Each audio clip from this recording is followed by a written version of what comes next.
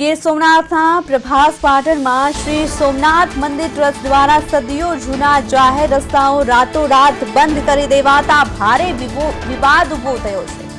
દિગ્વિજય દ્વાર અને અહલ્યાબાઈ હોલકર નિર્મિત જૂના સોમનાથ મંદિર સાથે જોડાતા રસ્તા પર સિમેન્ટની દિવાલ ઊભી કરવામાં આવી છે।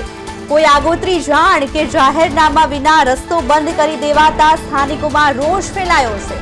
પ્રભાસ પાટણ ગામનો મંદિર પરિસર સાથે સીધો સંપર્ક તૂટ્યો છે।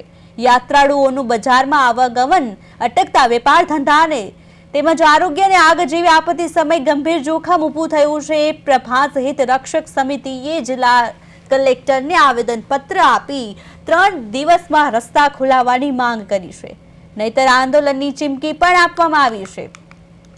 પ્રભાસ પાટણના સદીઓ જૂના રસ્તા રાતોરાત બંધ કરી દેવામાં આવ્યા છે। સોમનાથ મંદિર ટ્રસ્ટે આ રસ્તા ઉપર દિવાલો ઊભી કરી દીધી છે। કોઈ જાહેરનામા કે આગોતરી જાણ વગર રસ્તા બંધ કરાતા લોકોમાં રોષ જોવા મળ્યો છે।